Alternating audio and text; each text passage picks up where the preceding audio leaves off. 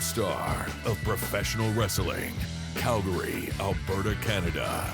This is Wrestling is for Losers, a podcast that's not fake, it's predetermined.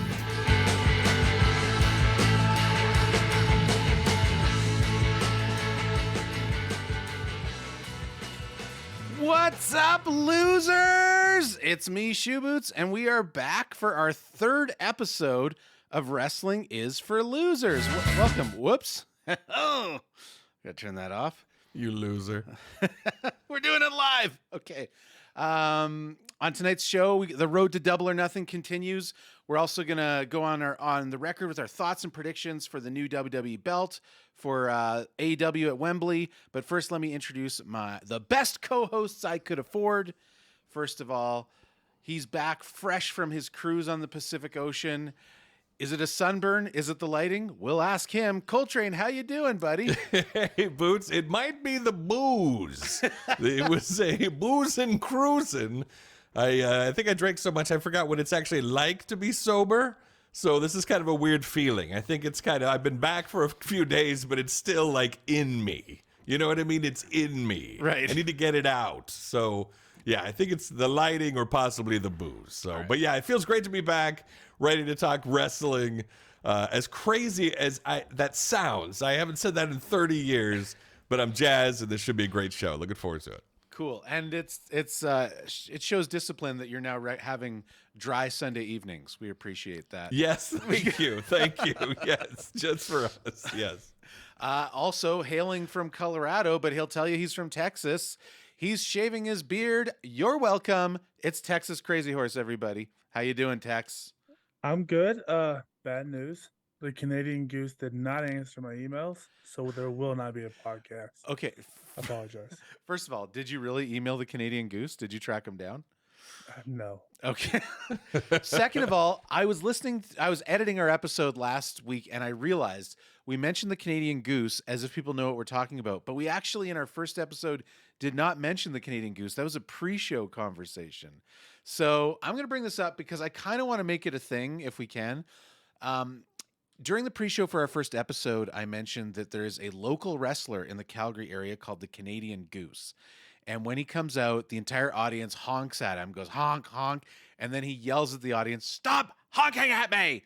And I thought it was just the greatest thing ever. Right. So that's insane. Yes, go on. I'm hoping he's our first interview someday. Woo!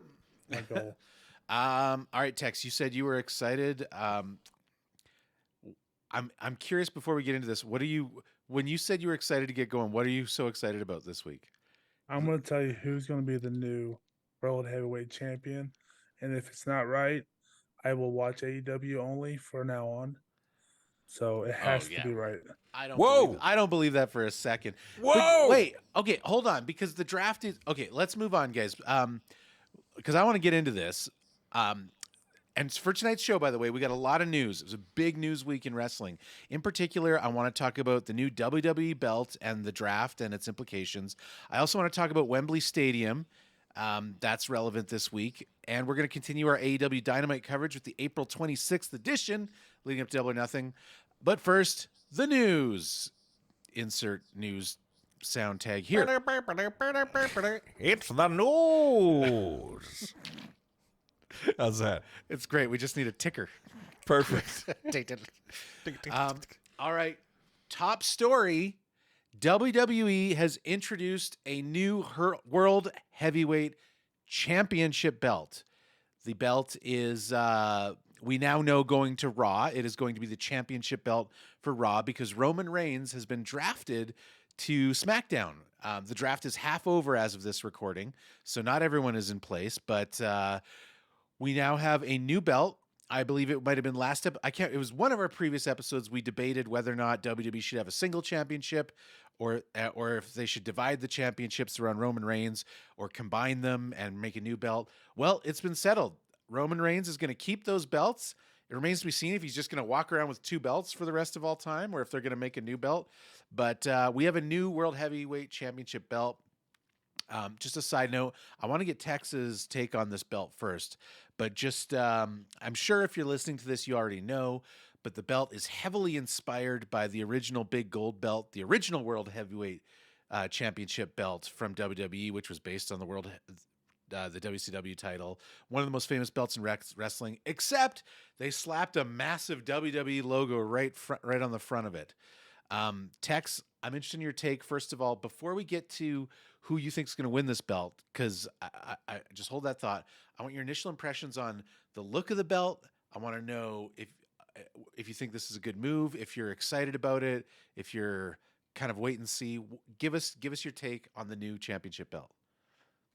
I like the way it looks. I wanted the eagle. I know there was rumors maybe the eagle being on it. I thought that would have been cool. I like the older styles.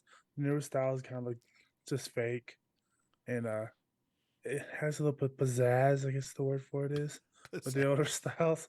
And if it's a good thing, it does depend. It depends on if they treat it right. If they don't just, it's hard because they got to be able to make this belt on the same level as Roman's. But it's hard because he's beat everybody. So he's gonna have to, and you can't just give it to someone who he just beat, because then it really devalues the belt. They're in a tough situation. I would like to see if they're able to find a way out of it. But overall, I like the way the belt looks, and I think it's good that they have two of them. So we talked about this before, and I had mentioned I prefer there being one belt, and I don't like the hard split per se. I would like one champion that goes to both brands. So obviously I'm not pleased about that, but if you're going to do it, I think the belt is beautiful. I think it's an awesome looking belt. It takes the best parts of the big gold belt. Colt, if you're not familiar, the big gold belt is this famous wrestling belt that was used by several different federations over decades. And it was eventually became the WCW championship belt. And then when WWE bought WCW, it was around for a while, and then they retired it. And then they brought it back the first time they tried a brand split, basically, and then they retired it again. Oh, wow. They didn't bring it a version of it, I guess you could say. So it's, by today's standards, in my opinion, a pretty ugly belt, the big gold belt, but a lot of people nostalgically love it. So I love that the new one is kind of inspired by it. It's the same shape, but it looks, in my opinion, much better. Okay, so if they're going to have a brand split, I like that they're going to tie into using the nostalgia of the previous brand. And I kind of have hope, Tex, that, like, I agree with you. The Winged Eagle belt is the best WWE championship of all time, in my opinion. It's kind of a toss up for me whether I prefer the original one that Hogan and Bret Hart had or the later one that The Rock and Triple H had. But those two are my favorite iterations of a championship belt ever. Any league, any federation. So I would love to see them go back to that. But if they do, they should be doing it with Roman Reigns' belt, right? Because his black belt is the WWE Championship. That's the one with the lineage that goes all the way back to the 60s. That's the one that had the eagle wings. So if they're going to merge his belts together into a new belt, it should be the one Roman's carrying that has that design, in my opinion. Colt? Yes. I don't know if you have thoughts on this. I do. I got to tell you this. If you're talking about the original, I remember back in the day, there was like a gold plated belt. It seemed to be, is that the belt that you're talking about? The classic? This is like WWF days. So maybe not. I mean, the WWF days, the one like Hulk Hogan had, is pretty iconic. And I would imagine you would recognize it if you saw it.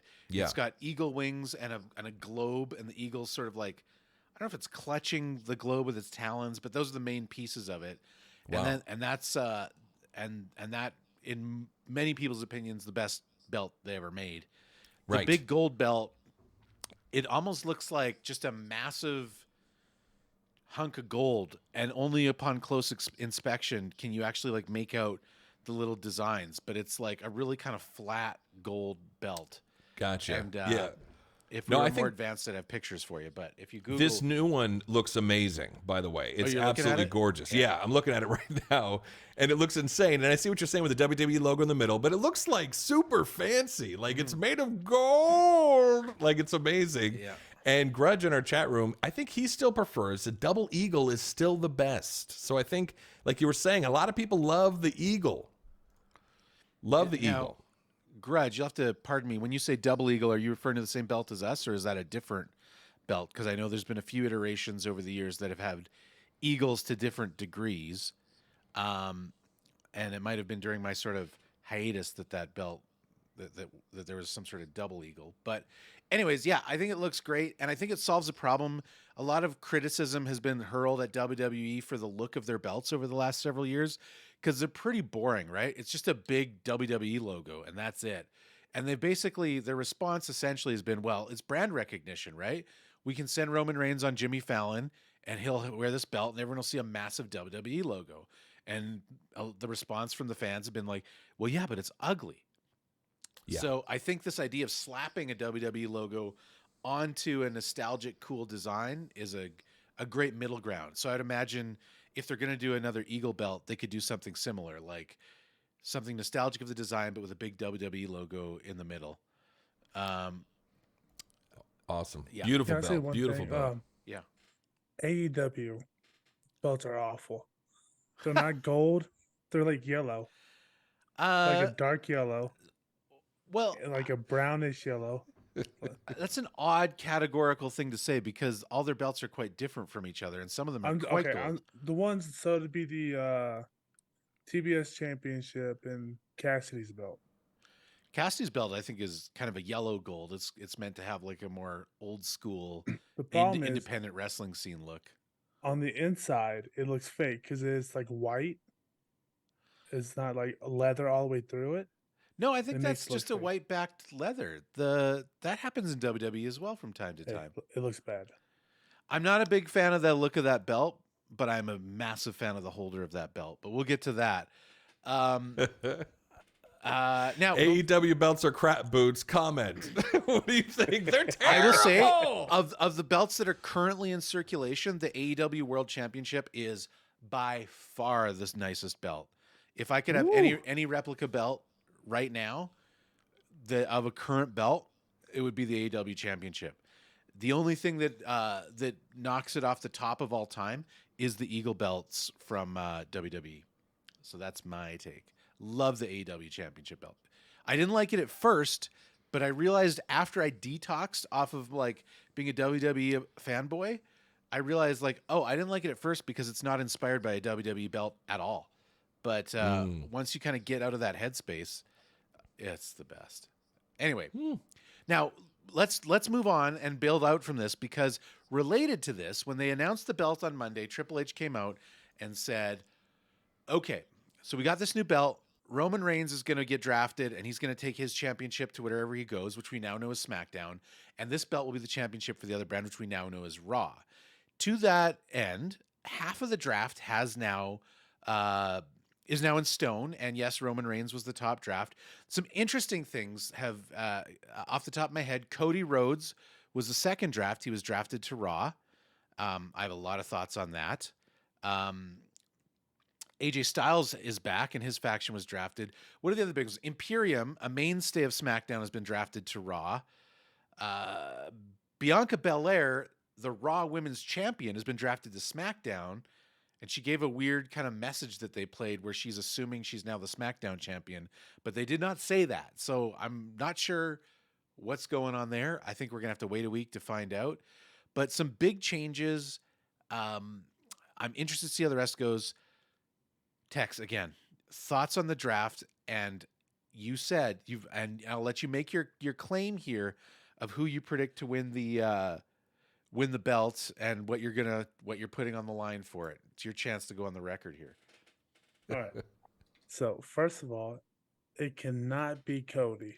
He cannot win this belt because it will devalue him in the belt, and it just doesn't make sense. It's not even the belt he was going for, so he cannot win this belt. I think Rollins is a easy guess, but it's too easy. It has to be Randy Orton. He has to come back and win it, and that's my guess. I'm locking it in. Oh my god! And if he doesn't, I'm an AEW fanboy, and I'm buying me an Elite shirt. Okay, well, when the day comes when it's not Randy Orton, I will send you a link to the video for Radiohead singing "You Do It to Yourself," because that was an awful choice. You disagree, Boots? You don't think is there no chance? You disagree? Okay, well, first of all, I think you're crazy to put stakes like that when the draft isn't even over. We don't even know if Randy Orton's going to be drafted to Raw. I think he's going to be drafted to SmackDown, if at all. But I think he's certainly going to come back. Because here's what I'm thinking. Now we're getting into some fantasy booking here. But if I'm the WWE, I would have not put Cody. I agree with you what you just said about the belt. But they've made their choice. So here's what I think WWE is going to do. And here's what I think is the wisest move if I were to play the hand that's been dealt as of this minute. You give Cody that belt. He's going to hold the belt. He's going to defend that belt against all sorts of people over the next year.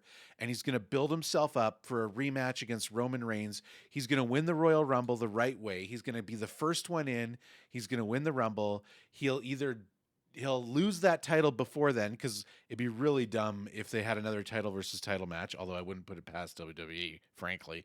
But that's the story, right? That's the story that you need to do to make Cody, to have any kind of semblance of redemption for what they've done to destroying the bloodline story. That's the story. Now, here's why I don't think it'll be Randy Orton or Seth Rollins. Because Roman Reigns has nobody left to fight but those two, which means they need to go to SmackDown. I think Orton I don't know if he's fought Orton, but if he has, it's so long ago that nobody remembers.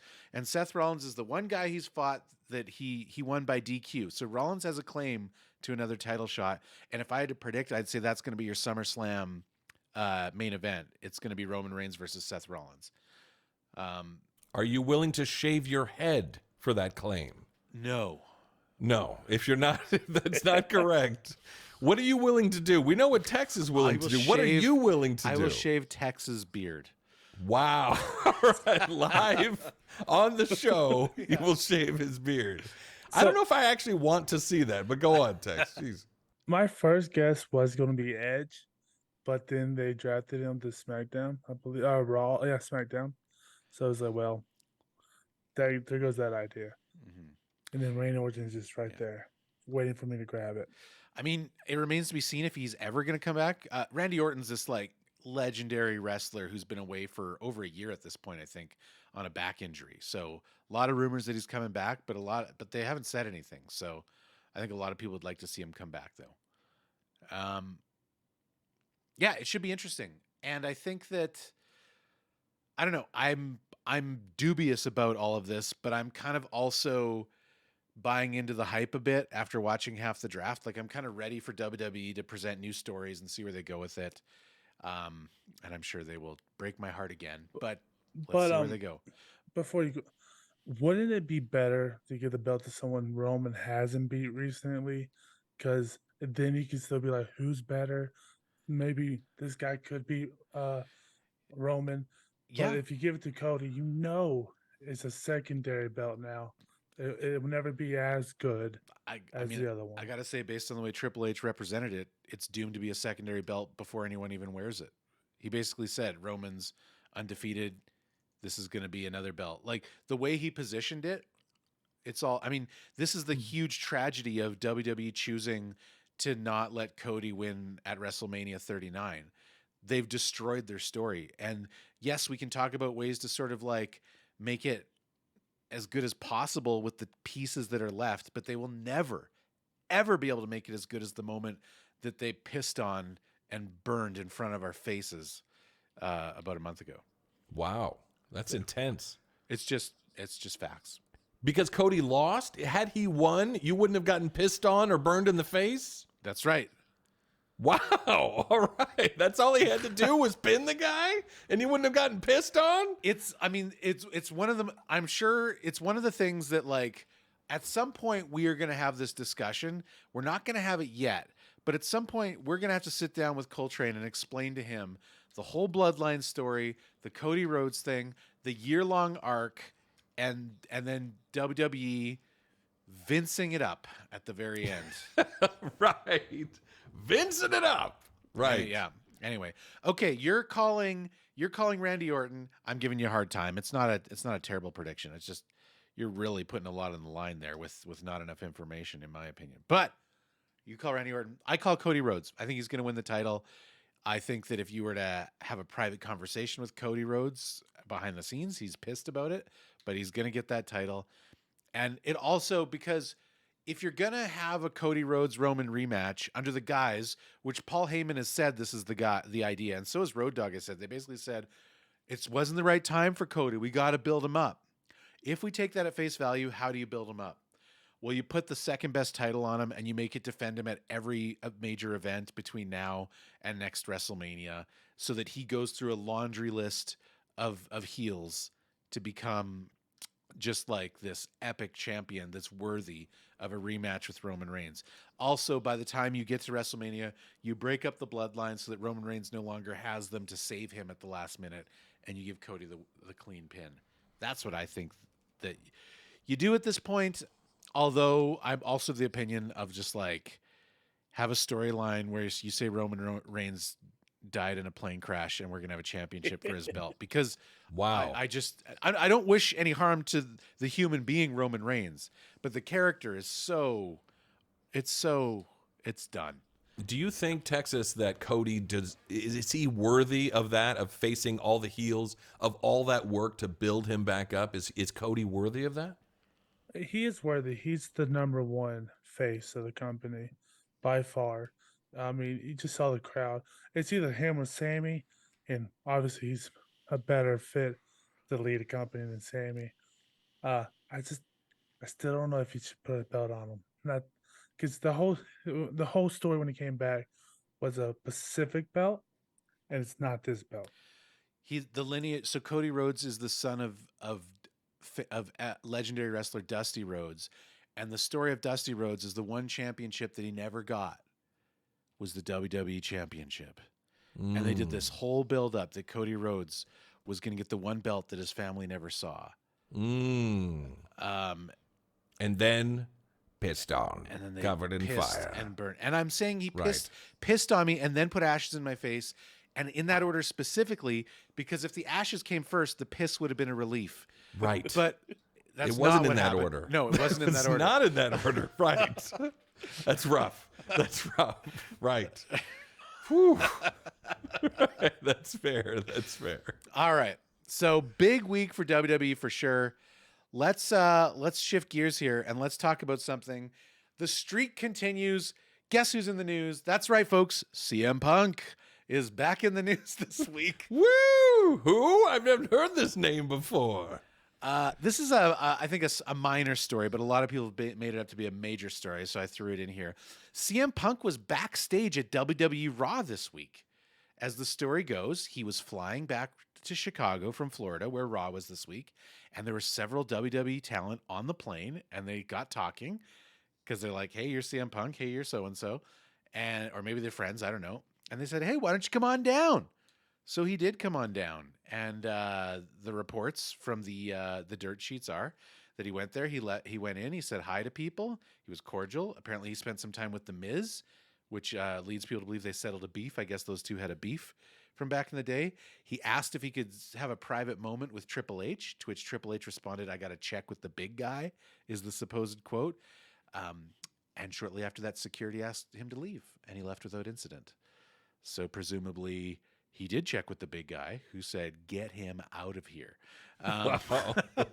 So this wasn't a scripted thing, him being backstage and behind the scenes. Yeah, no, not discussed on any shows or anything. Wow. So a couple things here. First of all, it's not uncommon for wrestlers from other promotions to go backstage when that promotion's in town, because it's a small community. These people are all friends, right? Like the AEW roster and the WWE roster are all wrestlers that by and large have in some way or another worked together before, either coming up or even in those brands.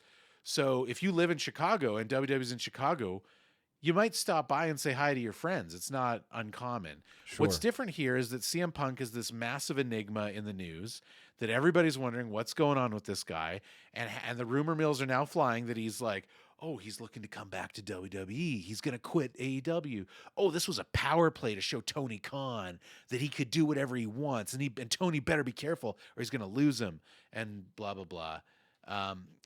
I don't think it was much of a deal. In my opinion, what probably happened is he was asked to leave because he has a litigious history with the WWE, and legally it is not wise to allow him backstage at your event. He should have been asked. He was asked to leave, and he did, which makes sense. But Tex, do you have an opinion on this?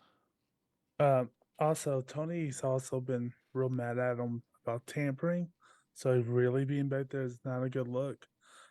It's not a story, but I like to think that CM Punk went there knowing the headlines get out because he's not that dumb.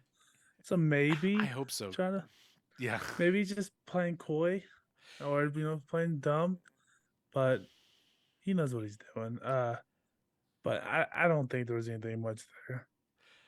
Yeah, Coltrane, it's hard to get your take on this. Well, I wonder, do you think the WWE would welcome CM Punk with open arms? I do not think so personally. No, I think no, they wouldn't take a screw. Would they take a screwdriver to the face? I think. I think, given the opportunity, if CM Punk was completely free and clear to sign with WWE, they would not hire him. That's what I think. He's a very, very spotty past with them and with Triple H personally. He quit wrestling on them in the middle of it.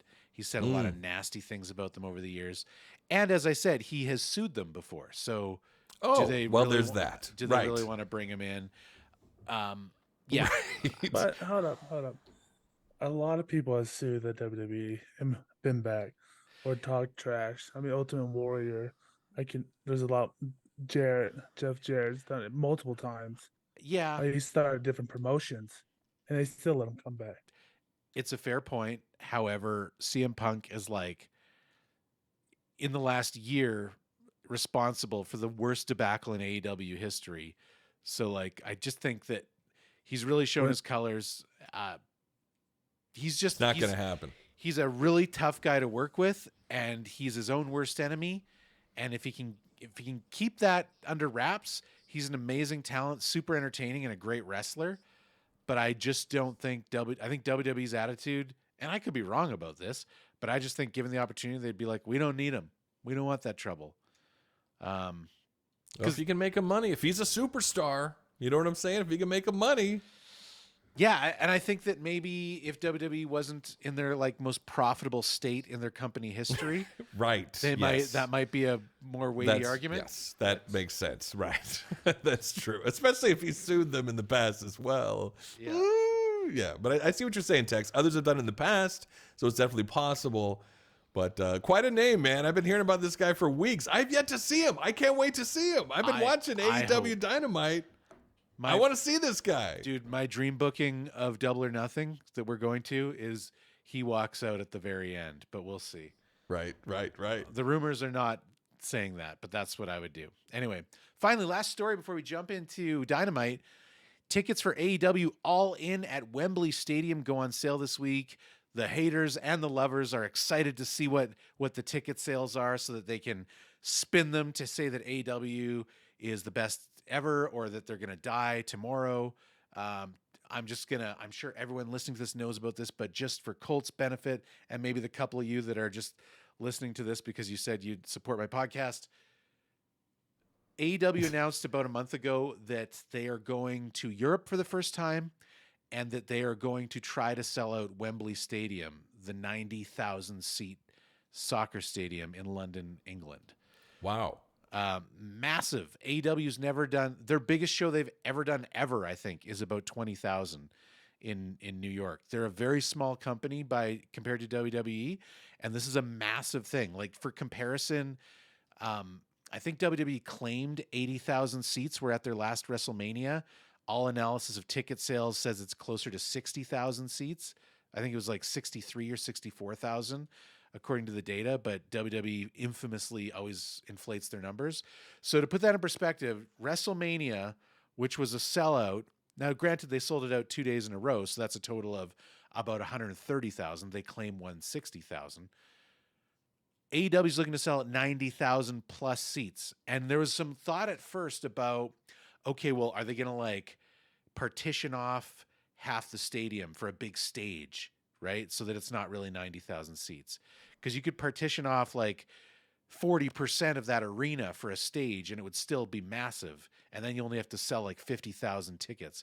Or do you just partition off the whole top tier of it, like just cover it, don't let the lights show it, and just sell out the bottom.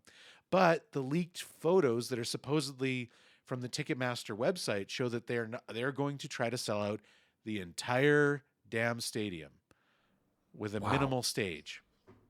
Wow. So it'll be really interesting. Reports are that they had a pre-sign up, and AEW, they've never done anything like this, and we don't have any record other than to decide if we want to take them at face value. But they did announce that 25,000 people pre-registered day one, and that since then that number has more than doubled, which means that they're saying that there's 50,000 pre-registries for tickets. Now, a pre-registry is not a sale. So, well, let's add 3 more. Am I right, boys? Let's do it. Dude, if there was any way, right? Come on, Boots. Let's go to London. I'll take the cheapest seat just to say I was there. Just like exactly. We got to fill that stadium, boys. Let's go.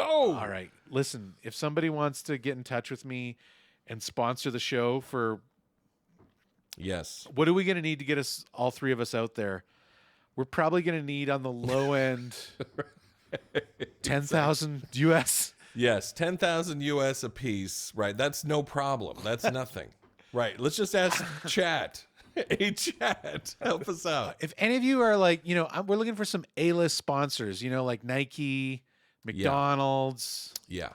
If that's you, we might be able to squeeze you in for a Gap, maybe. Right. Gap. Okay. Yes. Call us. That's insane. 90,000. So this would be like a record. This would be the biggest sellout in wrestling history. I don't think it'd be the biggest in history, but it's right up there with the biggest in history. But famously, WWE played Wembley Stadium decades ago. Was it like 90? Was it in the 90s? They did Wembley. Now, every English person ever to comment on this will be the first thing they'll point out to you is like, it's not the same stadium. There's a new Wembley Stadium, which really doesn't matter for what we're talking about. But English people seem to be very concerned about that fact is mentioned. So I'm mentioning it. But I think for me, and there's a lot of speculation, a lot of the kind of like AEW haters. There is a camp of people that hate AEW because they love WWE. And there's a camp of people that hate WWE because they love AEW. Those two extreme sides are foolish in my opinion. Although I certainly have my own biases. So the question is, what number? Because I don't think anyone's going to be bold enough to say they're going to sell this thing out. Although there is part of me that's like maybe they can do it. Yeah. What number is the success number? Is it 40,000? Is it the bottom bowl? What is it? And what do you think they're going to do? So first of all, the biggest event was in Korea, and I think for 2 nights is like 320,000. It says what Wikipedia tells Okay, me. well, nothing comes close to that. But in terms, is that WWE? That was no, but it had like WCW wrestlers there. So it's like a joint promotion type of Japan. thing. Okay. I think they'll sell it out or get close to where they can call it a sellout. But how many of those tickets are going to be free? Just like how much are they going to pay for the room?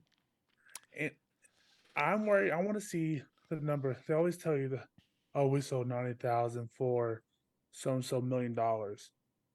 That's the number that matters, because that will tell you how many actually sold, or at a percent what they sold for. There's a great Twitter account. I think it's WrestleTix that monitors all this stuff, and they actually like do analysis and to tabulate how many seats are really for sale and how many were actually sold. It's always fun to compare their numbers to the claimed numbers and see how inflated the claimed numbers are. But right, because they could only sell 40, but they could give away 50,000. Yeah, just to we got 90, even though they didn't. One thing that's interesting is I saw on the Ticketmaster site they're gonna have a section of the upper bowl that's really cheap and like for families, that they're only selling packs for families. So they want to offer like a cheap option for people with kids that want to bring their kids, which is cool, great, but it's in the upper bowl, which means that they fully intend to sell tickets in the upper bowl day one. It's not uncommon for a promotion like this to hold those tickets until the bottom bowl sells out to make sure that people aren't scattered, but looks like they're going to go for it. Can I ask a kind of a question here? I'm just curious about. So all AEW events, have they all been in the U.S.? You said this is the first time in Europe. So this is the first time in Europe? Yes. All right. So it's strictly been U.S. this whole time. They've been to Canada, and they also they did an episode on a cruise ship for Jericho's cruise. Right. In the Caribbean. Naturally. Yes. Jericho's jamming. Which was technically on the high seas. Yes, that is on the high seas. So here's the problem. The problem is our problem. We need $10,000 a piece to make it to England, Yes. right? So if your entire audience is in the U.S. and you're trying to sell out, Oh, well, their entire audience is not in the U.S. Their shows are in the U.S., but they have a very healthy, arguably bigger following in England than WWE does. They're extremely popular in England on television. So, okay, I see what you're, okay, so that is awesome. But their current sellouts, their current stadiums that they're selling out, 20,000, 30,000, that's all been in the U.S. So I'm just worried that 30,000 people aren't, I mean, that's an expensive flight. We're going to go to England? Dude, it is a low-hanging, ballsy move for them Right. to do this, and it could blow up in their face. But I think the bet is that, and this is where we're smart, this is the only show that they're going to do in Europe. It's not like there's going to be other smaller shows. If you want to see AEW in Europe, this is the show. And I Right. think they're banking on the fact that it's not just England, the English people that are going to go to this show. It's all of the EU that's going to grab a train, which is not too difficult to do, True. to go to London and go to this show. Because Gotcha. AEW is very popular in Europe. Yeah. So, okay, so that's interesting. So if their audience is just as big, if not bigger in the EU, then this is a win-win because now they can finally go to a show versus spend $10,000 a piece to come to the US. Yeah. But I mean, we'll see. Like people, both WWE and AEW have struggled in the last few years to fill stadiums, to fill arenas. I mean, even the show that we're going to, Double or Nothing, I don't think it's sold out yet. It's sold healthy. It's going to be fine. But I think in this post-COVID world, people became attuned to staying home, and it is a lot. It's a much tougher proposition to get someone out of their house and into an event these days. It True. just is. True. So we'll have to wait and see what happens. Anyways, it's gonna be very exciting, and I think that it's gonna be really fun. I really wanted to bring it up and kind of like talk about it because I think it's gonna be a major story a week from now when we see the initial amount of tickets that have sold. And We what got to that do it, means. boys. We got to do it. Come on, right? Where's our commitment? Dude. I would go. Right? So when WWE went last year, they went to Ireland. They sold 62,000. So do you think if WWE went to Wembley, who would sell more? I mean, I gotta say, it's really hard for me to say that I'm being objective. Like, I really think that my bias is getting the better of me here, but I think it's AEW. And I think there's another factor we haven't talked about. Tony Khan, the Khan family that owns AEW and owns the Jacksonville Jaguars, also owns a Premier League English soccer team, English football team. They are well known and beloved in England. And they've already, I've read, been advertising at English football games that these tickets are going on sale. They're making a major push. They have inroads with, I mean, I think it's not a secret to any of us that like soccer/football is the most popular sport in the world, and certainly in England. Anyone with an Apple TV subscription will tell you that Ted Lasso teaches us that soccer is very popular in England. Yes, very much. Yes. So, Right. Exactly. I think it'll be, I'm really, it's one of those moments where like, I got to be honest, I think they have a good chance of selling out, and I think they're going to get 60,000 minimum, but I'm also like interested to see what really happens to see if my biases need to be adjusted or Put in check a bit. put in check. Yeah. If you were WWE, would you try to go to Wembley at the end of the year? If I'm WWE, I am going to wait and see what happens. If this does not sell out, WWE is the kind of jerks that will try and book the same spot and sell it out. I could see them if they could, I could see Vince being like, I want to sell one more ticket than them, right? But right. Or they'll use it as part of their marketing, like we can sell out our stadiums, or something like that. Yeah. But I think that there's going to be tons of room for punditry. But I think even if WWE does that, AEW wins, because anything that WWE does like that, or even pundits for WWE that do that, are implicitly acknowledging that AEW is on their level, right? Like AEW is a way smaller company, and the fact that they constantly get compared to WWE on the surface might make them look like people are like smack talking them all the time because WWE is bigger. But what it really means is AEW is outperforming its size. Like it's doing way better than it should be for its age and for its size. So, great point. We'll see. Final thoughts on Wembley.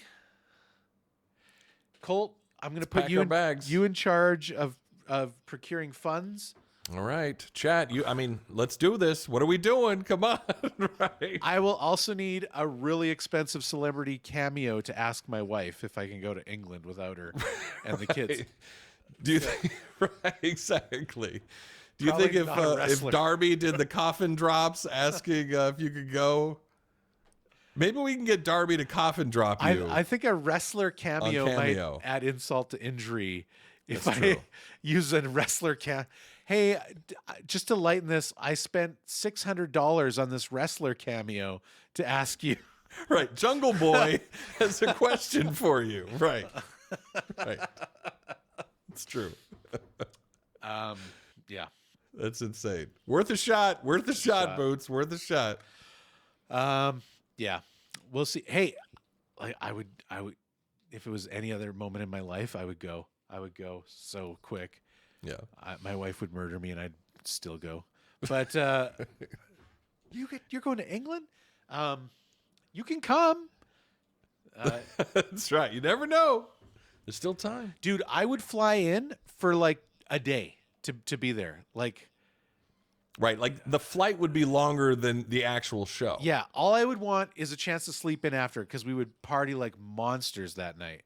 So I wouldn't want to leave first thing in the morning. But so that's I awesome. can't bring my kid. No, you don't want to see that. You don't want your kid to see that. My God, scarred for life. My goodness. Bring him to everything. But just to buy whatever the limited edition shirt is showing that you were there and being there, I'd in a heartbeat. You know what? I might bring this up with my wife half jokingly to see her reaction. We'll see what happens. Use the excuse. Macrucia in the chat says, I have to go see the king. Right. Well, maybe he'll be at the show. Okay. Let's move on. Guys, it is time for this week's topic / review of AEW Dynamite. Last week I thought we'd have a topic and we'd do the review. We ended up mainly just doing the review. So we'll just do the review, but I kind of said building a pay-per-view is kind of our subtopic here, because that's really what this episode was. We're going to talk about April 26th Dynamite. This episode was all about leading to Double or Nothing. We saw hints of matches for the world title, for the TNT title, for the tag team titles, and other potential non-title matchups. I would say there was enough hints left at this episode to fill out an entire pay-per-view card, which is frankly par for the course for AEW. Whether you like them or hate them, they have always done a really good job of building up their pay-per-views. It is pretty rare that their pay-per-views have a lot of last-minute additions, although every good pay-per-view has one or two. But yeah, so before we start, just a quick reminder, if this is your first episode, we are reviewing AEW Dynamite exclusively as Coltrane reintroduces himself to wrestling leading up to the Double or Nothing pay-per-view, at which point Coltrane and I will meet in person in Las Vegas, and we will attend the AEW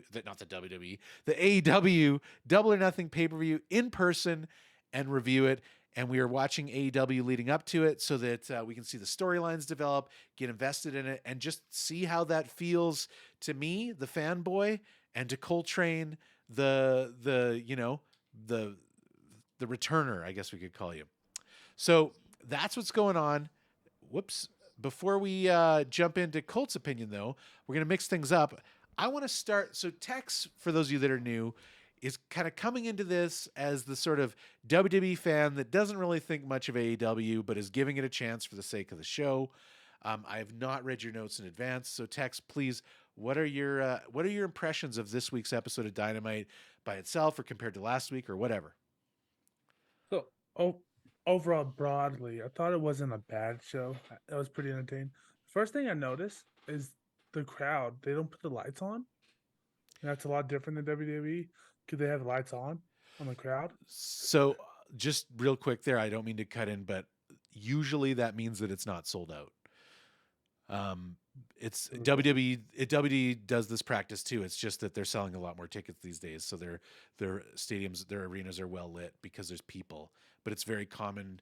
It was a WWE practice first actually, but if it's a smattering of people in the upper tier, you don't light it because it looks bad. So that's probably what's happening there, because I have seen AEW shows that are well lit, but I apologize. Just in case we're going to go down a long tangent about it, I thought I'd say that. No, that's all I was going to say about it. I just noticed it when I was watching it because it was like, oh, this is a little darker. The good parts, Sammy and Darby had a good match. They're still just so small. I feel like I could slap both of them around. The part I didn't like after though is they had this promo spot where they're going to announce for next week. I felt like that was really clunky. I kind of wanted like the old Vince when he comes out, no chance in hell, and just tell everyone what's going down. What else? Wardlow, I thought shouldn't have been the one fighting tonight. Should have been the Luchasaurus to build the match, show how good a big, powerful Luchasaurus is. I thought they missed a chance on that one. Then the Blade and Butcher, they were sloppy. There was a bunch of times where Kenny was going to hit a move, but they would be there too early. So it would literally just be standing there doing nothing. And they weren't selling the moves good. Kind of made Kenny look bad, but you could tell it wasn't on him. I actually kind of starting to like Kenny. So, here's my big thing. So I watched 3 episodes in a row, 3 weeks in a row. Every week there's been a story where 2 guys get attacked by 4. Someone comes in, they get attacked too. Then a 4th guy comes in and they win. It happened this week with sorry, I'm dropping his name. Orange Cassidy and Bandito running in? Yeah, Orange Cassidy and them. It happened last week with Kenny and the Elite, where the other guy came in. And 3 weeks ago with Hardy, Jeff Hardy. It's literally the same exact thing. And I thought that was like, you got to mix it up a little bit. But like I said, overall, it was all right. All right. Okay, well, I guess next we're going to save culture for last. I'll go next and respond to you. First of all, I thought this was an absolute banger of a show. I was giddy watching this show. And I think a large part of it is that they did what I remember my critique last week. You got to kick this thing off with a banger match. And boy, howdy, did they ever. Orange Cassidy quickly rising the ranks in the shoe boots echelons. I love Kenny Omega, but he hasn't done much since his return from injury in terms of story that makes him stand out. He's done awesome work with the Elite, but that's an Elite thing. That's not so much a Kenny thing. So like these days, I'm most excited to see Orange Cassidy. I love his promos. I love his whole shtick about like, he's got this championship and everyone's like trying to challenge him for it. He's like, yeah, it's fine. Let's just do it. And in often cases, he'll like challenge other people to it before they get a chance to even challenge him for the championship. I love that he carries it around in a JanSport backpack. It's just so great. Yeah, I love Orange Cassidy, and I was really excited that he was in a big match this week because I really wanted Colt to see him, because we've made some jokes about Orange Cassidy in our gaming sessions leading up to this. Freshly squeezed Orange Cassidy. Yes. With the lazy thumb up. Yes. So best part, it's the Orange Cassidy. Actually, you know what the best part for me was right after the Orange Cassidy match. Renee Paquette was interviewing Adam Cole, and he's like, I'm going to find that Jericho. I'm calling out Jericho, and if he doesn't come out here, I'm going to go get him. And he storms off. And then Orange Cassidy and Bandito's like, hey, Renee, are you here to interview us about your match? And she's like, no, you weren't here last week. There was this whole thing with Adam Cole and Chris Jericho. It was really awful. He's like, "Oh," and walks by. And then Bandito, who I don't Did know, the same thing. I don't know if Bandito speaks English or not. Like a lot of these luchador guys don't. I don't know much about him. I've never seen him cut a promo, so I don't know what his story is there. But he's like, "Oh," and just walks up to. So I love that. I think that it's very important, probably more important than anything, before we continue, for us to discuss what we predicted to be the Double or Nothing main event last week as we went in. Because I believe, Tex, you predicted that it would be Darby Allin versus MJF. And Colt, I believe you predicted it would be Darby Allin versus MJF. And Shu, I believe you predicted that somehow, some way, it's going to be a fatal four-way. Why? Because that's the money match. And one thing I know about AEW is you can bank on them going for the money match. And what happened this week? They're going for the money match. Now, The money match. Now, of course, there could be a swerve. It could be that next week they lose, that Sammy and MJF win the tag match, and that it's not a fatal four-way. Or it could be that they'll win the tag match and this story continues to somehow get to the fatal four-way. We'll see. Now, Tex makes a good point. Whenever something like this happens where Tony Khan has to make a call, Tony Khan doesn't come out and make the call. Someone makes the call for him. In this case, it was Tony Schiavone, the announcer, who it often is. And I totally get where you're coming from. As someone who grew up in WWE, God, I loved seeing Vince McMahon come out and do that. Or even in later years where it was somebody else, right? Like WWE over the years has done a really good job of the authority figure, of somebody coming out and in kayfabe, they're making these decisions. AEW is kind of in a tricky spot with this because everybody knows that Tony Khan's the decision maker, but everyone also knows that Tony Khan can't cut a promo at all. He can't act, so he can't. And anytime he comes out, people make fun of him. Anytime he comes out and has tried to in the past, he gets starts yelling and talking really fast. And I can't fault him. He's just not an actor. It's just not. It's not in his wheelhouse. So he doesn't like to do it. And I'm guessing that's why he doesn't do it. Because if he did come out, it just gives fodder to the haters, I think, to make fun of him or whatever. Now, I'm with you that it's not ideal. And what I would like to see in the long term is I would like to see AEW get some sort of kayfabe authority figure. I think, but it needs to be done right. I think it could have been Regal when they had Regal, but he's not there anymore. So, yeah, I'll take that critique. Interesting critique you had about the Butch and the Blade. My one critique of the show is that they should have ended the show with the Four Pillars match, and that the Kenny and Takeshita match should have been halfway through, because Butcher and Blade are kind of filler talent in AEW. And I'm not trying to knock them. It's just not their place to be a top tier team. That's just not what they do there. And so my thinking is that why they put this at the end is because they wanted to end the show with Takeshita taking the screwdriver in the head.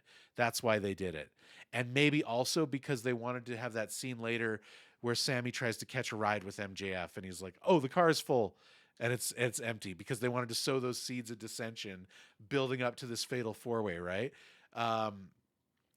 And they couldn't have done that if that was the last match, I guess. But they probably could have written something else that could have happened prior to that match that would have given the same thing. So all in all, I think this was a banger of a show. The worst part, and I think this has more to do with, this is a me problem, but I wasn't a big fan of the Jeff Jarrett Dax Harwood match. It didn't do much for me. I love Dax Harwood. I like FTR. But I think my issue here is, full disclosure, I'm still catching up on AEW, and I have watched up to December of 2022.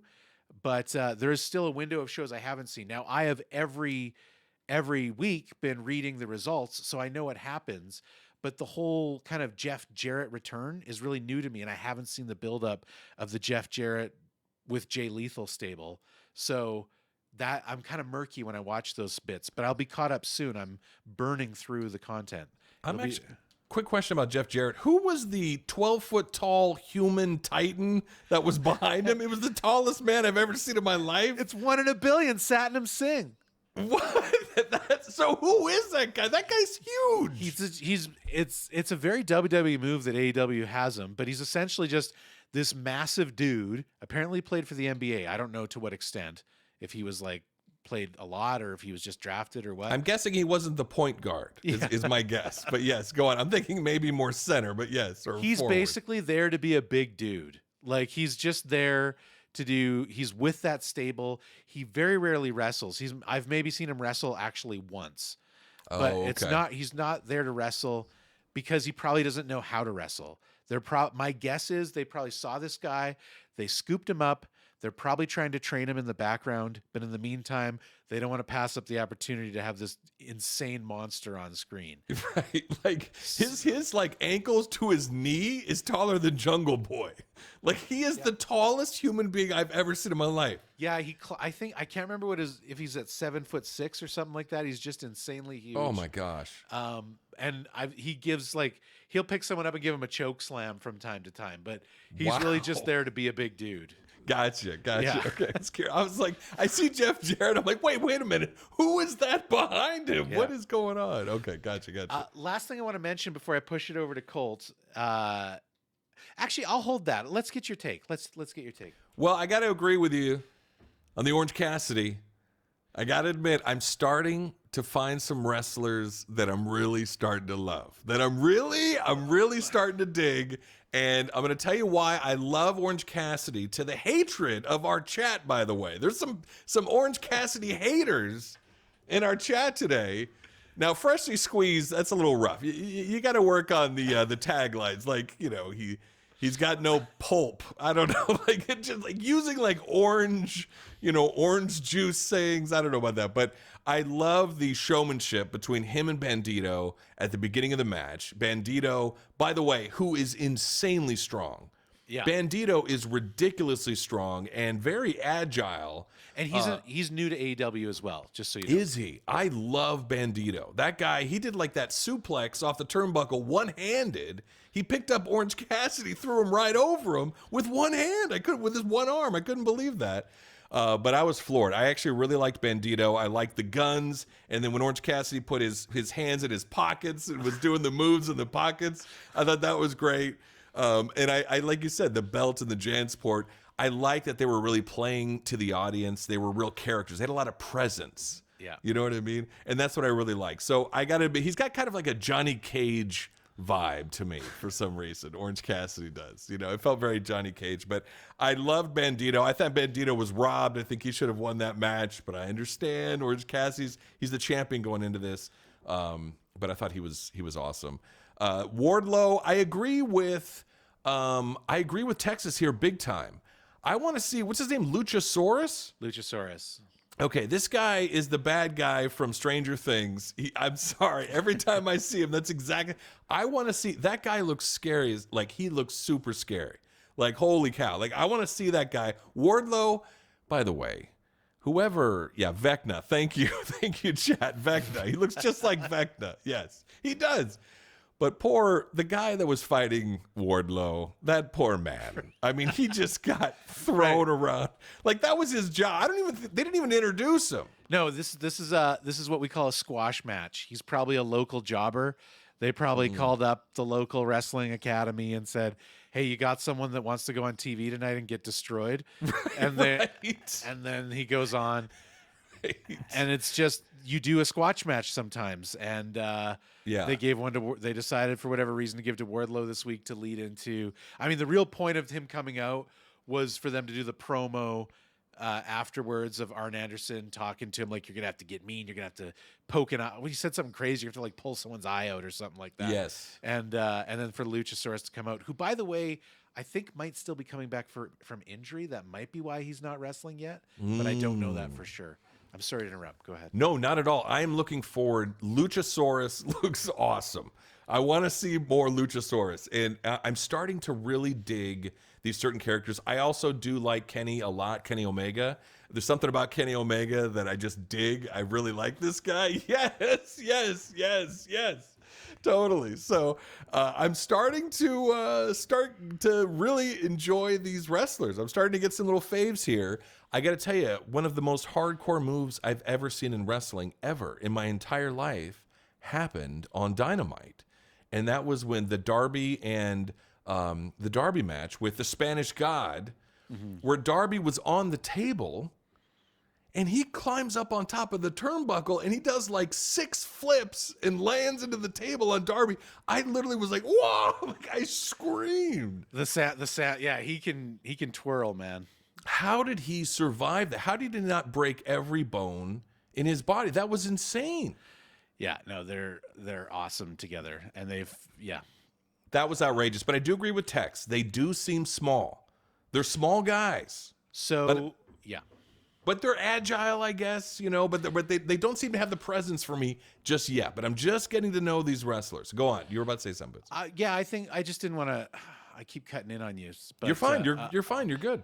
I do agree that they're small. Darby in particular is quite small. I think he weighs 175, right, which is minuscule for a wrestler, right? Like, I think your typical wrestler average size these days is probably going to be around your 215 to 220 mark on average.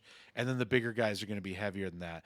Now, WWE sort of set a standard because for years Vince refused to hire anyone who was small. So there's this kind of expectation that these guys got to be huge. Right. And MJF is actually interesting because he was a pretty small guy. But if you actually if you watch his matches from like 3 years ago, he's much smaller. But when he knew he was going to be champion, he had to bulk up. He was in a Chris Pratt situation, right? He bulked up, and he's really well built now. Same with Cody. Cody was a lot smaller before he went back to WWE. So, that's awesome. It's a transformation, really. But and I like I'm fine if they're smaller, like that's great. But then on the flip side, then I want to see like more agility. I want to more flips or more jumps and more like, you know what I mean, that kind of thing. And for me personally, Sammy does that well. Sammy is not as small as Darby. Like Sammy's a bigger guy, and I feel like Sammy, I don't know his height, but he just kind of looks like he's tall enough that if he did decide to put on some weight, he could be a wrestler size, but it might interfere with his ability to do those insane flips if he had a lot of muscle on him. Oh man, that hit! I mean, am I crazy? That hit looked insane. Sammy's crazy. That's why I said of the 4 pillars, I think he's the best wrestler. Like MJF is the best on the mic by far, but Sammy's the best wrestler. They're all good wrestlers. Darby is so small that I have trouble kind of buying him as a champion sometimes. Like he's held belts before, and I'm hesitant to say that because I don't want to knock the guy. I think he's amazing. I think he's got a really amazing character, first of all. And it's been interesting to see him kind of open up on the mic. That hasn't really been a thing that he's done. In his career. Kidding. Yeah. So that's a new thing. And I got to say, like, I don't want to say he's rocking it, but I want to give him kudos. He's doing not bad for someone who didn't really do promos. Yeah. And I will say, I think the thing they were going for, I got.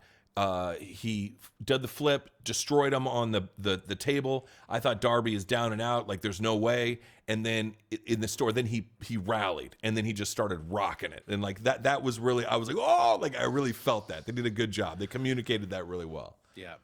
Well, let's talk a little bit about that match before I roll to you, Tex. I think it was our first episode that I complained we don't see DQs in AEW.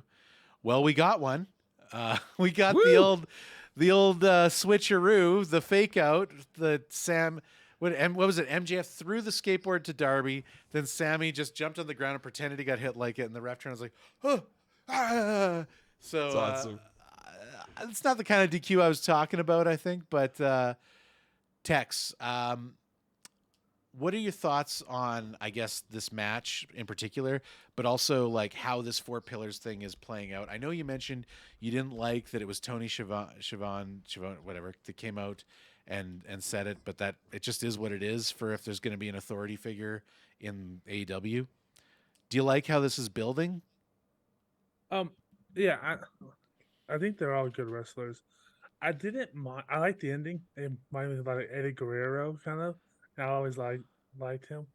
I didn't mind Tony Schiavone doing the call, but it took forever. It felt like it took 3 minutes before they actually made a call. He's like, hold up, Tony's in the ear, and then they're just prancing around waiting, trying to buy time for him to actually say it. I thought they could have made it. It just took forever. The match itself was great, though. I had no complaints on the match. It should have been, like I said, this was the match of the night. Like, it should have been the main event, right? Like it. Yeah. It was huge. And MJF was so great with, I keep forgetting, is it Sammy, right? Sammy? Yeah. Sammy, yeah. And when they were like, you think this is hurting the sport? We don't care. Like, they were together. Like, that kind of great showmanship stuff, I just absolutely love. Like, the villains and all that. And I also love that it's not uncommon for AEW to have someone come out and join the commentary table for a match here and there and mix things up. And it's a little bit easier for them to do because their commenting table is right there on the stage, whereas in WWE, it's right beside the ring on the ground.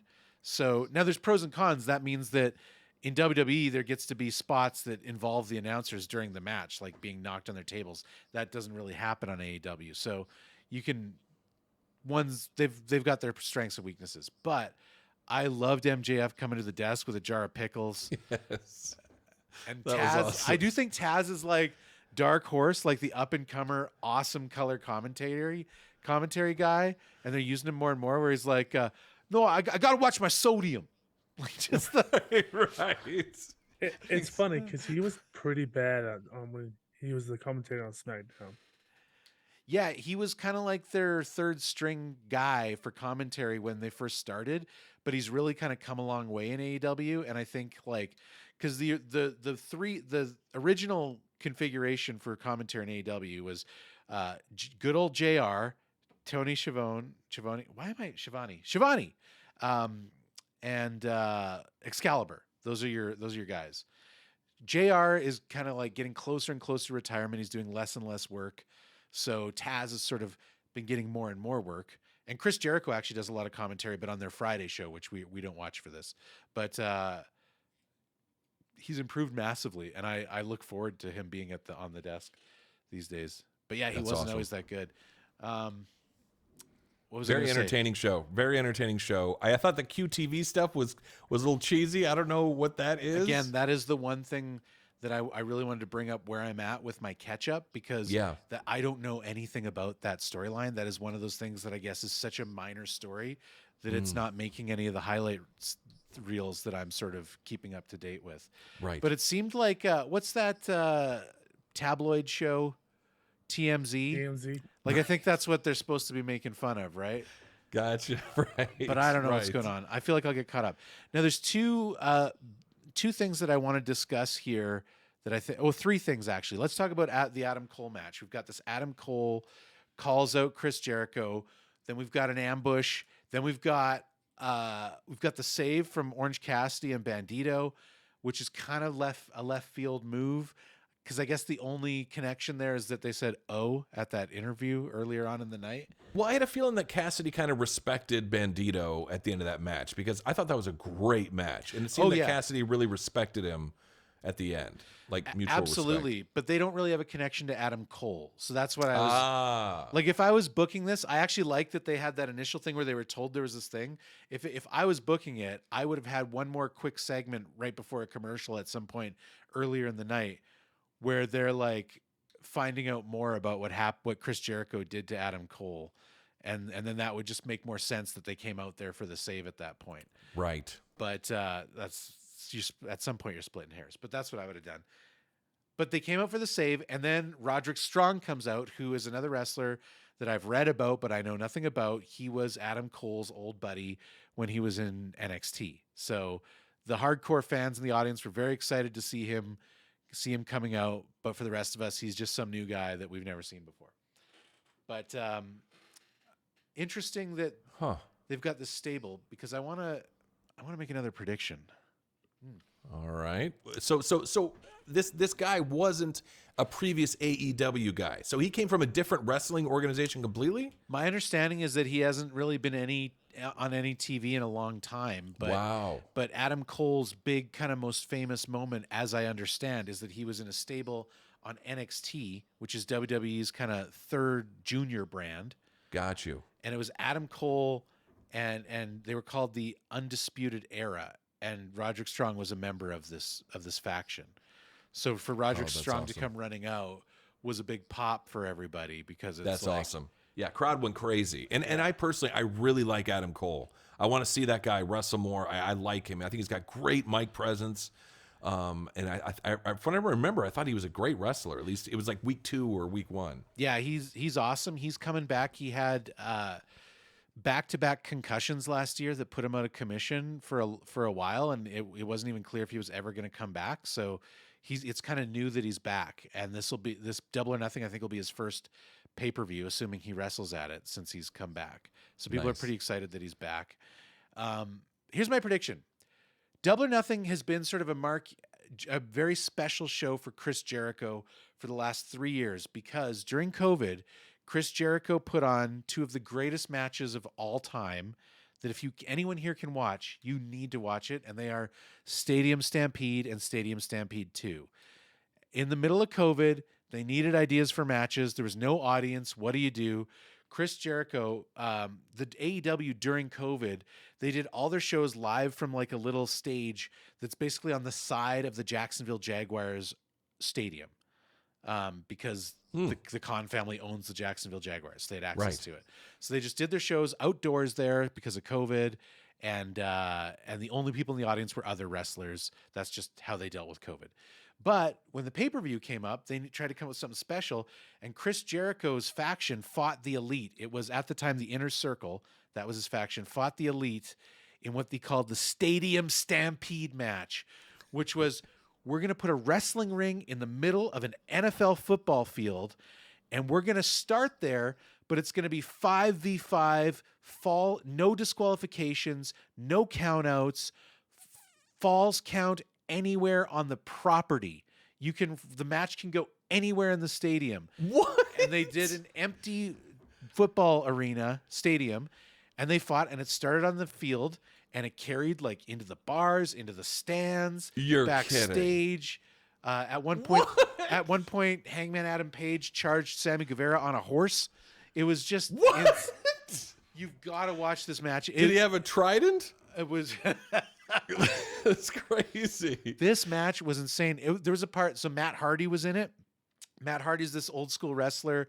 He's kind of older now, but he's had many personas over the year. They did a part because it wasn't totally live, like they did like some pre-recorded spots.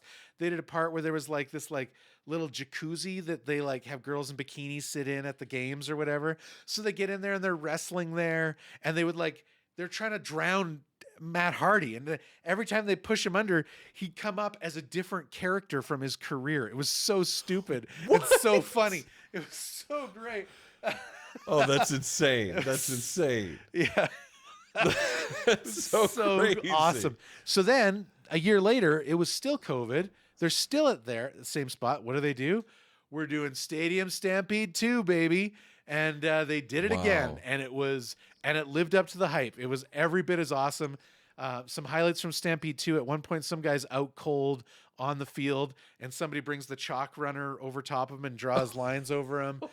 There's one part where Chris Jericho pins somebody, and Aubrey Edwards gives the 2 count, and then he rolls out and he's like, "What are you talking about? That was a 3 count." No, it was a 2 count. They're like, "Let's send it upstairs," and they go to like an NFL style replay of the count. What? It's so great. It was that's amazing. It was so wonderful, and it was like the epitome of what some people hate about wrestling about more than anything else, but it was the epitome of what I love about wrestling more than anything else. So fast forward to 2022, COVID's over, Double or Nothing's back in Vegas. We got our full arena here, and Chris Jericho told a story about how he pitched Stadium Stampede 3. We'll go live to Jacksonville, and we'll do another one, and everyone could watch it. And they at the time were feuding with Moxley, I think the Blackpool Combat Club. And Moxley said, "No, I'm not doing that. We're not going to an empty stadium. People are back. We want the crowd." So they decided, we're going to do Anarchy in the Arena. And they basically did a falls count anywhere in the arena match, except it was a full arena. And it was, in my opinion, if you feel like going back and watching Double or Nothing 2022, highlight of the night. Amazing. Wow. Like there's parts where they're just going at it heavy in the middle of the people, like by the refreshments at the concession stands, and that's awesome. Awesome. So it makes you wonder, we're now 3 years in a row. Are we going to see Anarchy at the Arena too? When I saw that match this last Wednesday, I thought to myself, it is kind of odd that they're taking Adam Cole and throwing him together with Orange Cassidy and Bandito and now Roderick Strong. Oh. What if we're putting a team together for another 5v5 Anarchy in the Arena match? Right. Well, that would make sense, right? What is their connection? Oh, that's insane. So I'm hoping we get it. We'll see. So wait, is that the show that we're going to go to? Yeah, that we're going to go to. Oh my gosh, you're kidding. So we can hope and pray that the fight happens in our section. All right, well, don't trip Adam Cole. All right, keep your legs in. Yeah. If he goes running by, keep your legs in. Here's what I think the play is. If this match happens, once it starts, you go to the concession stand because there's a good chance they're going to be fighting up there at some, and you just hope you're on the right side of the arena for. Right. I'm going to try and get a Diet Coke for an hour at this concession. We need to show up super early and do kind of a walk of the perimeter and see if there's any kind of lighting rigs set up anywhere. Right. Oh, that's awesome, man. Oh my gosh, that's insane. So yeah. So that was one of the things I want to talk about. Yes. Yeah. Did you notice what I was talking about, how the 2 people getting tagged and 2 more people come in? Yeah. How it's literally, they did this 3 weeks in a row. Mhm. I would put money on it. They do the same thing next week. Okay. I mean, I hadn't. It's a fair critique. I guess they have done it, so we'll see. That sounds very like Anarchy in kind of an arena, if you think about it. I mean, if it's going to be, so let's think. What's our JAS team? It's going to be Jericho. It's going to be Hager. It's going to be Matt Menard. It's going to be Daniel Garcia. It's going to be Cool Hand Angelo Parker. So there's your 5. If we got Roderick Strong, we got Adam Cole, we got Bandito, we got Orange Cassidy. We need one more. Who's it going to be? I don't know. Ooh. Now, I have a thought of who it could be. Orange Cassidy is often spotted with Danhausen. Wouldn't that be fun? I don't know if we've talked about Danhausen yet. That's a whole situation there. But we'll see. Exciting. You could have a lot of fun with cursing. But yeah, we'll see. I'm interested in your critique because I did not pick up on that, but I can't say you're wrong. So is it, interesting. I agree with Tex. But I would say it sounds a little sloppy to me. I'll give you that. Okay, the other thing I want to talk about is you got your first view of the undefeated TBS champion Jade Cargill, who was defended her title later on in the evening against Taya Valkyrie. She's kind of risen to become a pretty big star in AEW. She's held that belt since it was created, and she's never lost it. Is she 55-0 now?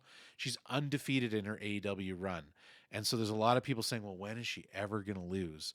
Now, she is, and I'm not just saying this to criticize her. She says this herself in interviews. She's a relatively rookie wrestler. And so she feels like she has a lot to learn before she kind of steps up. So she's got this kind of like lower card belt right now. And she's getting better. I will say like this match this week was one of her better matches. And I'm not saying it was a barn burner, but it was like, it wasn't bad. So she's getting better, but she's awesome on the mic, and she just looks iconic. Like she looks iconic. I wrote down Jade is jacked. That's what I wrote down in my notes. Yeah. Insane. She's got that look. She's got that championship look. Yeah. And I agree with you. So that's interesting. Yeah. If she's working on it, great. But she's got the look. She's got the mic, the attitude, like everything. Yeah. So, I mean, it'll be interesting to see because they really built up that Taya Valkyrie match as maybe like her biggest threat in quite a while. Because usually a lot of her matches, like, oh, well, we know that she's going to win. This is a formality, but we'll do it. This one, they kind of teased that she really had a good chance of losing. So now I think they've got to build up something for Double or Nothing. I don't know who it's going to be, but somebody's got to. And maybe she'll drop the belt. Personally, I think she should drop the belt at Wembley. That makes the most sense to me, to maybe an English wrestler. But we'll see. What do you think of Jade, Tex? I do remember a story a while back that the WWE threw all the money in the world at her, and she said no. And I was like, when I saw her, I was like, oh, that's why. Makes sense. She looks like a WWE wrestler. So I don't think she was bad. I didn't see anything like, oh, sloppy. I Some women for matches because women aren't hasn't been doing that long are pretty sloppy. And I thought this one was actually pretty good. I thought they both did some good moves. They both for bigger women, so they were able to do Yeah. bigger moves to each other. I liked it. Right. Yeah. Yeah, it's a tricky thing with women's wrestling because you kind of want to run that tight line. You don't want to like, at least I'll speak for myself. There's a lot of people out there that talk a lot of just misogynist garbage about women wrestling. They're not happy that women wrestling is a thing at the end of the day, right? They miss the old days when it was just wet t-shirt contests and that sort of thing. But there is a truth that it's a really small pool of talent. And so to have a full roster, even in 2023, you're not going to have a full roster of 10 out of 10 wrestlers. They're just not out there. So it is a struggle, right? And I think that AEW in particular has done a really good job of building up their upper card, like their main players, your Britt Bakers, your Jamie Hayters, your Tony Yes. Storms. Yes. Like when you start to see them, well, you did see your first time you saw them wrestle. These Thought are they were great great. wrestlers. And Great. WWE, you got your Becky Lynch's, you got your Bianca Belairs. They have an upper card too. But there seems to be a big drop off at some point where it's like these people are A+ wrestlers, and then we're kind of struggling to fill the rest of the roster with people that can keep up with them. And it's not because of women, period. It's because there's just not that many women out there doing this, you know? Yeah. And I thought Valkyrie actually had a lot of good personality.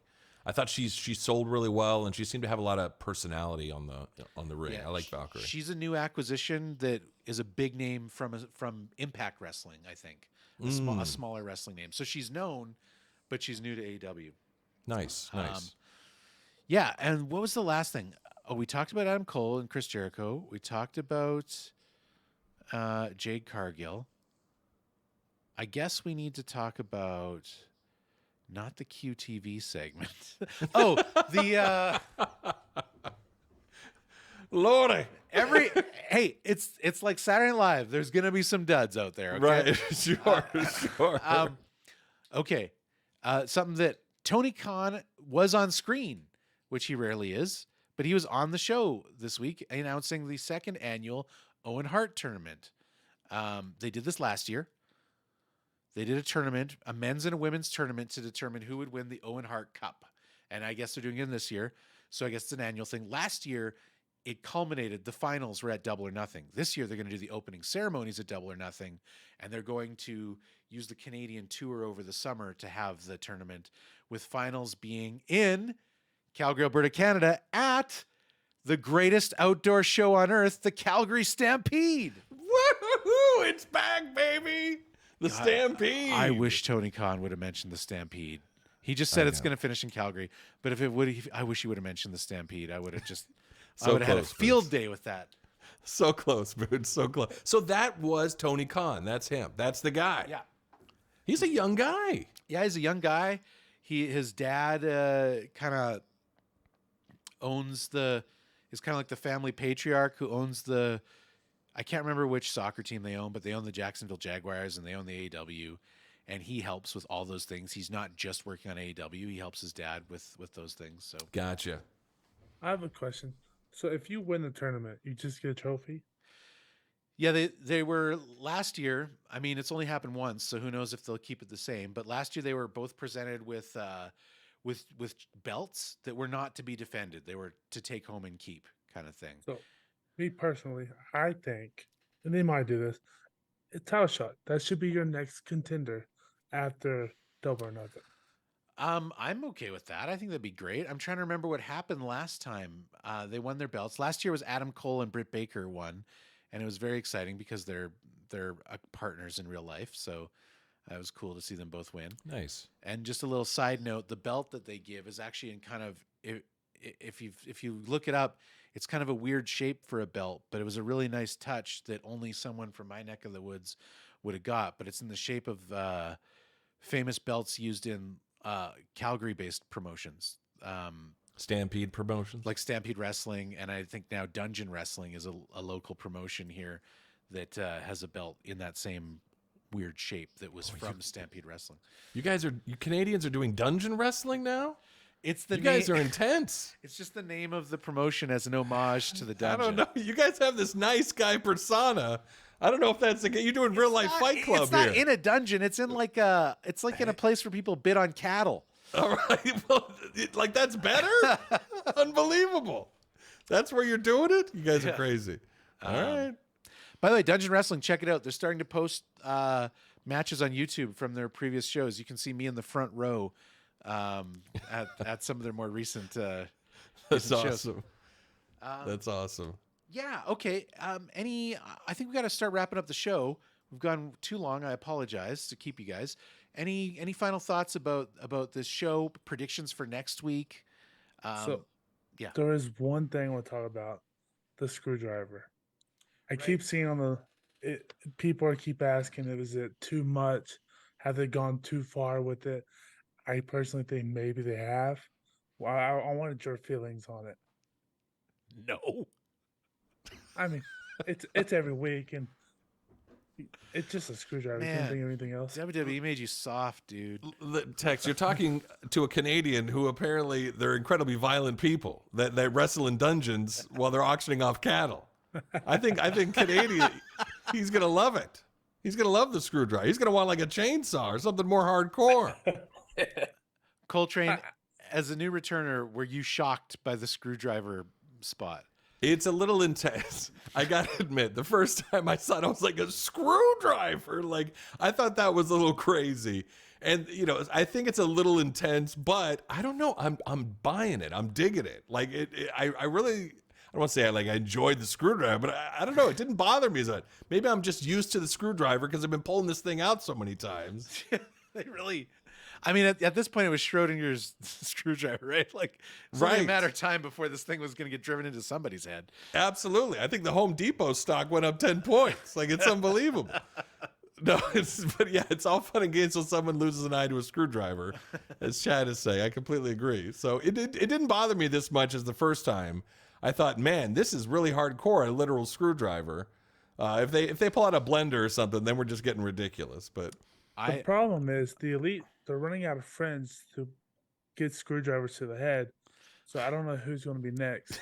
Right. Because evidently they're not getting hit with the screwdriver. I mean, it'll be interesting to see where that story goes. I don't really have a strong sense of, like, because obviously we're going to culminate with some sort of Elite versus BCC showdown at Double or Nothing, and I don't know what it's going to be. Like, is it going to be Omega versus Daniel Bryan? I want to see that match. That sounds awesome. Is it going to be kind of like a group versus a group? I'm personally a little less keen on that because we're going to have a fatal four-way for the championship. So I'd like to see some singles matches shape up.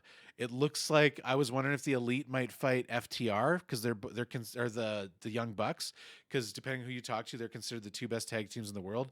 I'm guessing they're going to save that for Wembley. It looks like the FTR's, if I had to guess, I would say that they're setting up Jeff Jarrett and Jay Lethal are going to challenge for the tag team championships at Double or Nothing. But, yeah, I don't know what's forming there, but obviously we've got a lot of top tier talent that needs some matches for the show. So Omega, and we need more appliances out in the middle of the ring. We got Omega and Takeshita. We got the Young Bucks who look like they'll be ready to wrestle in a month. They're already doing spots. We've got Moxley. We've got Daniel Bryan. We've got Wheeler Yuta, and we've got Claudio. So there's tons of talent here. How they're going to match up in fights remains to be seen, I guess. I want to bring the Commander back. I like the Commander. I thought that guy's a high flyer, man. Some of those moves off the ropes, I was really impressed by the Commander. I like the Commander. Well, I think we'll see him again sooner than later. Yeah. All right. My final thoughts are, again, love this match. Can't wait for next week. I think we're going to get our fatal four-way. They could potentially swerve it a little longer, but I think the timing is right to lock it in. We're going to be what, 3 weeks out as of this Wednesday? 3 or 4 weeks out. I have to do the math. It's time to stamp your main event and start putting it on posters and stuff like that. So we're going to start seeing some matches become official probably this week, if not next week at the latest. So, yeah, looking forward to that. Really hoping we get Anarchy in the Arena. I'm so game for it.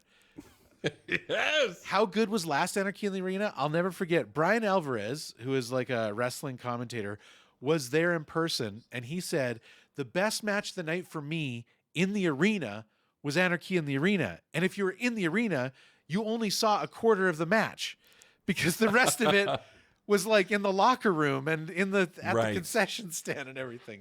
So it's amazing.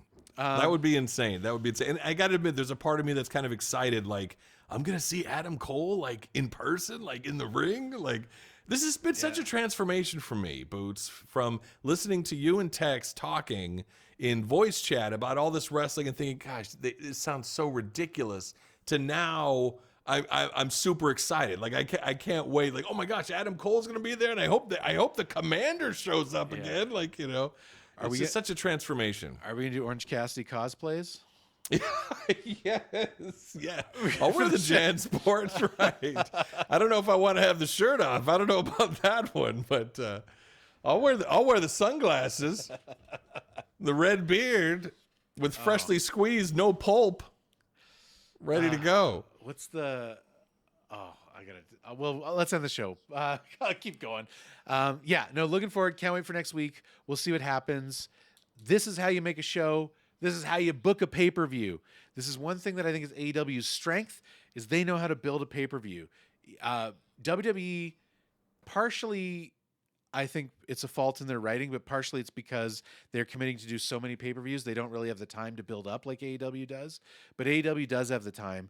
And so that by the time that pay-per-view gets, if they've done their job right, you're going to care at least to some degree about every match on that card. And we're already seeing those pieces sort of fall into place. I love it. This is what WWE perfected and then went away from, in my opinion, and what AEW is doing perfectly these days. You agree with that, Tex, as a WWE guy? Are you feeling that too, real quick? I thought the show was okay. I don't know if I put all that on it.